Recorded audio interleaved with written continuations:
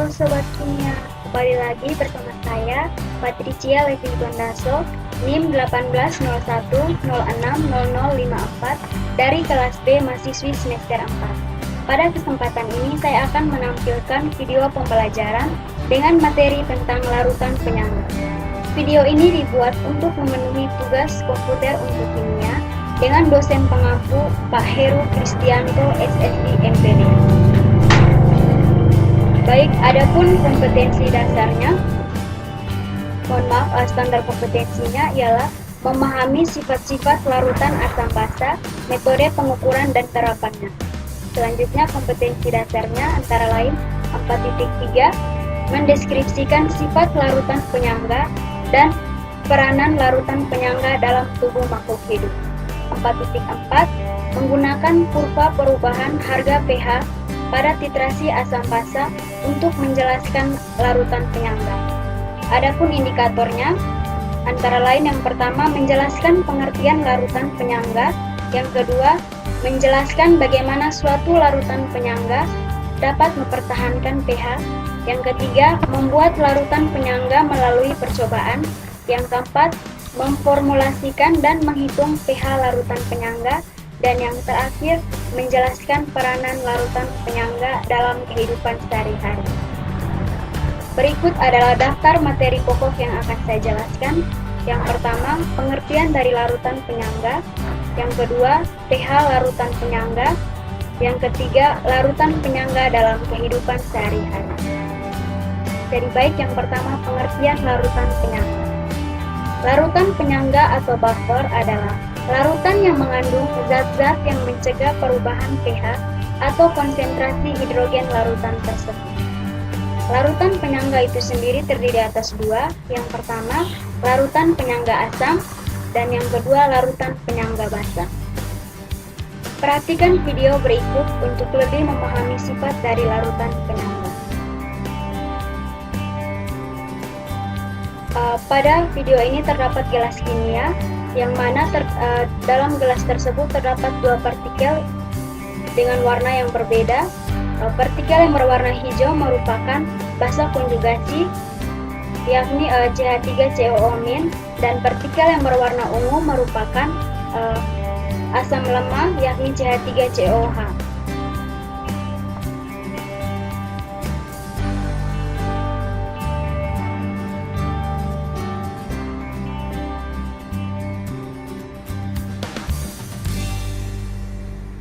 Kemudian ke dalam gelas ini akan ditambahkan sedikit asam berupa larutan HCl. Dan ion H+ dari larutan HCl akan bereaksi dengan ion CH3COO- membentuk CH3COO.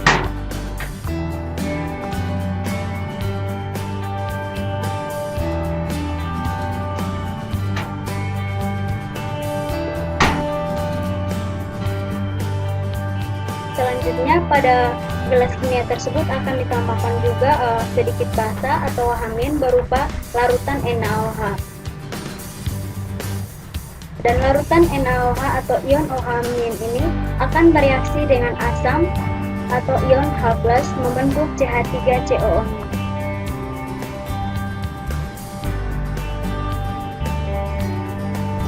Reaksi yang terjadi, CH3COOH menghasilkan CH3COO- dan H+.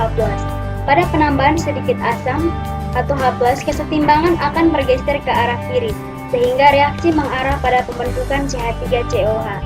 Atau dengan kata lain, asam yang ditambahkan akan dinetralisasi oleh komponen basa konjugasi atau CH3COO-.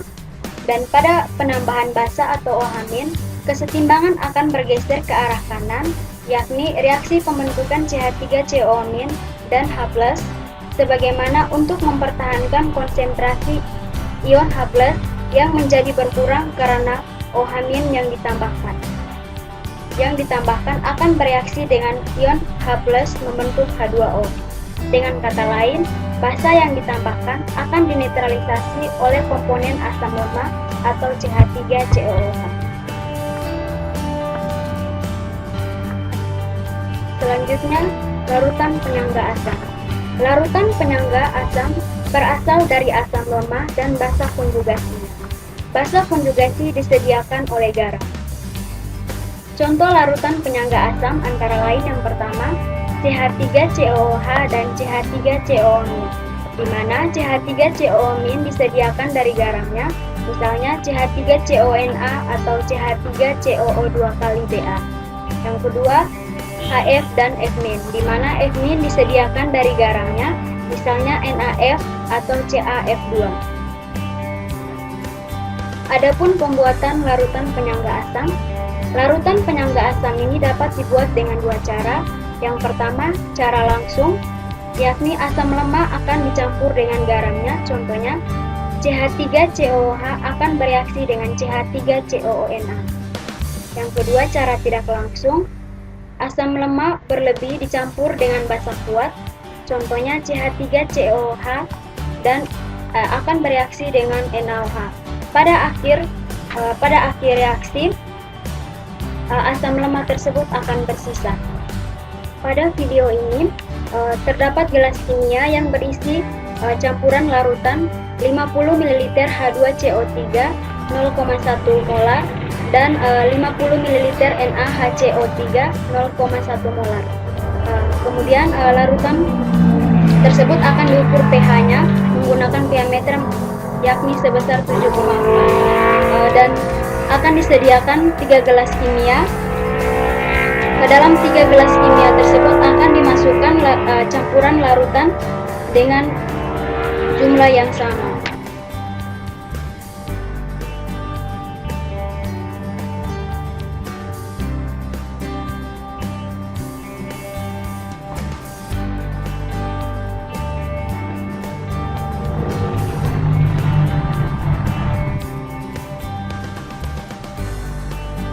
Kemudian pada ketiga gelas ini akan ditambahkan, yang mana gelas pertama ditambahkan 3 tetes HCl, gelas kedua ditambahkan 3 tetes NaOH, dan gelas ketiga ditambahkan 3 tetes Aquades. Selanjutnya ke dalam ketiga gelas tersebut akan dimasukkan pH meter untuk mengukur pH akhir dari campuran larutan tersebut dan diperoleh pH akhirnya sebesar 7,4. Berikut larutan penyangga basa. Larutan penyangga basa berasal dari basa lemah dan asam konjugasinya. Asam konjugasinya disediakan oleh garam. Contoh dari larutan penyangga basa antara lain NH4OH, NH3, dan NH4+, di mana NH4+ disediakan dari garamnya, misalnya NH4Cl atau NH42SO4. Berikut adapun pembuatan larutan penyangga basa. Larutan penyangga basa dapat dibuat dengan dua cara, yakni cara langsung dan cara tidak langsung. Cara langsungnya dapat dibuat dengan mencampurkan basa lemah dengan garamnya, contohnya NH4OH akan bereaksi dengan NH4Cl. Kemudian yang kedua, cara tidak langsungnya itu dapat dibuat dengan cara basa lemah dapat dibuat dengan mencampurkan basa lemah berlebih dengan asam kuat, contohnya NH4OH akan bereaksi dengan HCl, dan pada akhir reaksinya basa lemah akan bersisa. Yang kedua, pH larutan penyangga. Larutan penyangga adalah larutan yang dapat mempertahankan pH pada batas-batas tertentu, yakni pada proses pengenceran, penambahan ion H+ atau asam, dan penambahan ion OH- atau basa yang relatif tidak mengubah pH larutan penyangga atau perubahan pH-nya sangat kecil. Baik, mengapa larutan penyangga dapat mempertahankan nilai pH? Berikut adalah jawabannya. Jadi baik, larutan penyangga ini dapat mempertahankan nilai pH karena ion H+ atau asam dan ion OH- atau basa yang ditambahkan ke dalam larutan penyangga akan dinetralkan oleh partikel-partikel zat terlarut. Adapun pengaruh penambahan sedikit asam dan basa terhadap larutan penyangga. Contoh reaksinya, Ha akus menghasilkan H+ akus dan amin akus. Yang kedua, Ga akus menghasilkan G+ akus dan amin akus. Dengan keterangan Ha merupakan asam lemah, amin merupakan basa konjugasi, dan Ga merupakan garam dari asam lemak. Jika ke dalam larutan penyangga asam ditambahkan sedikit asam, maka ion H+ dari asam yang ditambahkan akan bereaksi dengan ion amin atau basa konjugasi dalam larutan. Dan jika ke dalam larutan penyangga asam ditambahkan sedikit basa, maka ion OH- yang ditambahkan akan bereaksi dengan ion H+ dalam larutan. Oleh karena itu, keseimbangan larutan penyangga asam tersebut relatif tetap. Contoh pengaruh asam dan basa pada larutan penyangga asam CH3COH dan CH3CO-, yakni pada penambahan sedikit asam, ion H+ dari asam tersebut akan bereaksi dengan CH3COO- dan reaksi yang terjadi antara lain CH3COO- bereaksi dengan H+ membentuk CH3COH. Dan yang kedua, pada proses penambahan sedikit basa, ion OH- dari basa tersebut akan bereaksi dengan CH3COOH, dan reaksi yang terjadi ialah CH3COOH akan bereaksi dengan OH- membentuk CH3COO- dan H2O. Berikut pengaruh penambahan sedikit asam dan basa terhadap larutan penyangga basa. Contoh reaksinya, BaOH menghasilkan B+ dan OH-, Bg aquus menghasilkan B+ dan G- aquus. Dengan keterangan BOH merupakan asam lemak, B+ merupakan asam konjugasi, dan Bg merupakan garam dari basa lemak. Jika ke dalam larutan penyangga basa ditambahkan sedikit asam, maka ion H+ dari asam yang ditambahkan akan bereaksi dengan ion OH- dalam larutan. Dan jika ke dalam larutan penyangga asam ditambahkan sedikit basa, maka ion OH- dari basa yang ditambahkan akan bereaksi dengan ion B+ atau asam konjugasi dalam larutan. Oleh karena itu, keseimbangan larutan penyangga basa tersebut relatif tetap.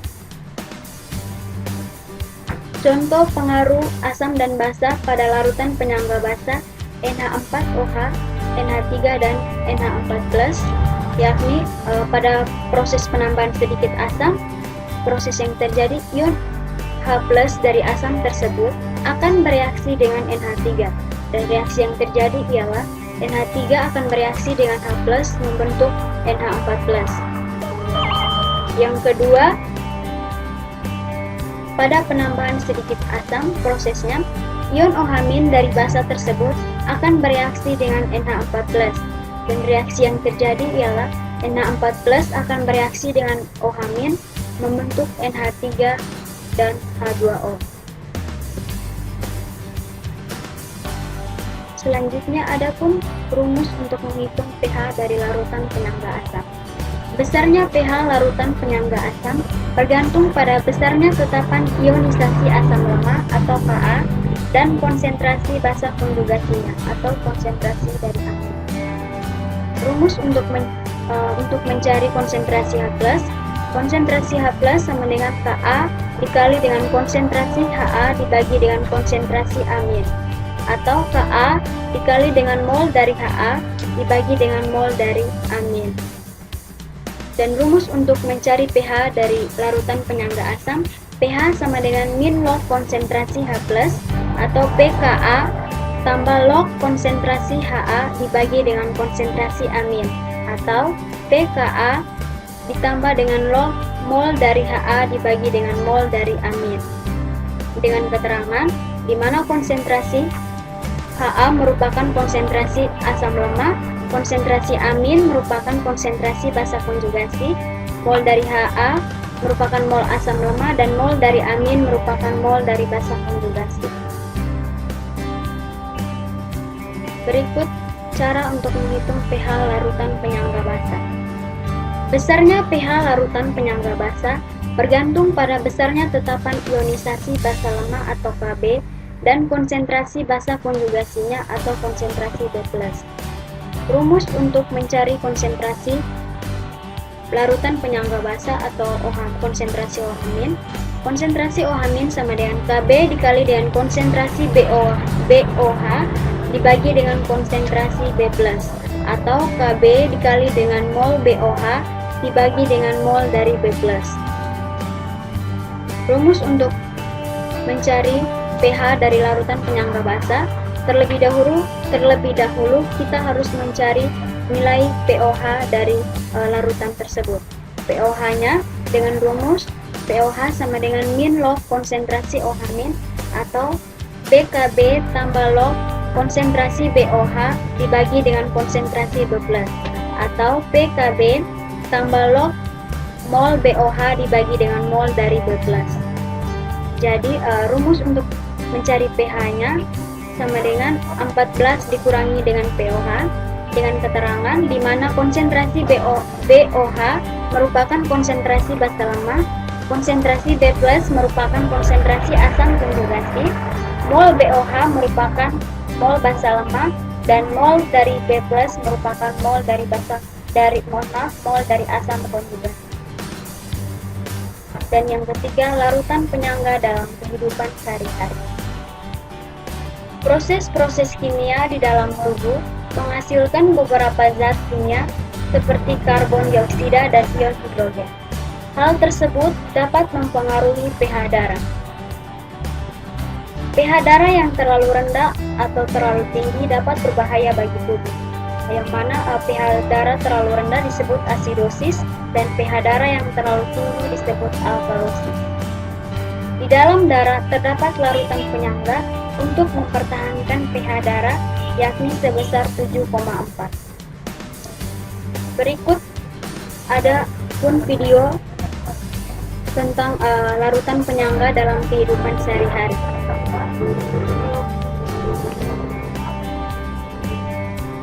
Larutan penyangga dalam kehidupan sehari-hari terdiri atas 3, yakni larutan penyangga dalam darah, yang kedua larutan penyangga dalam bidang farmasi, dan yang ketiga larutan penyangga dalam bidang industri. Larutan penyangga atau larutan buffer dalam darah merupakan zat yang dapat mempertahankan pH ketika ditambahkan sedikit asam dan basa, atau ketika diencerkan. Dan larutan penyangga dalam darah ini terdiri atas 3, yakni larutan penyangga karbonat, yang kedua larutan penyangga hemoglobin, dan yang ketiga larutan penyangga fosfat.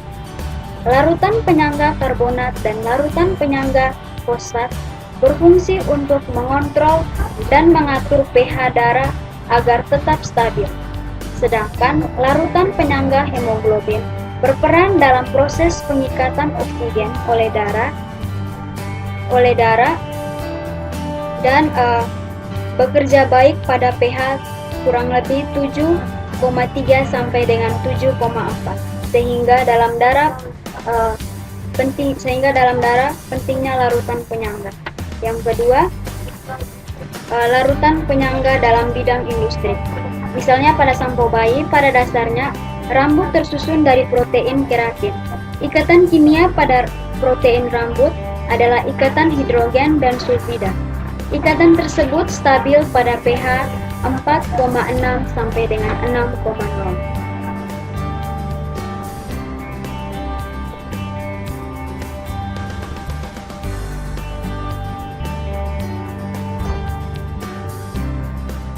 Dan yang ketiga, larutan penyangga pada bidang farmasi.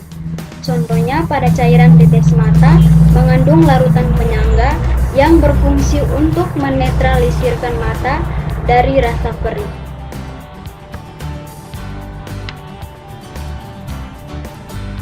Oke Sobat Kimia, sekian video pembelajaran yang dapat saya tampilkan. Semoga video ini bermanfaat bagi sobat-sobat sekalian. Terima kasih dan sampai jumpa.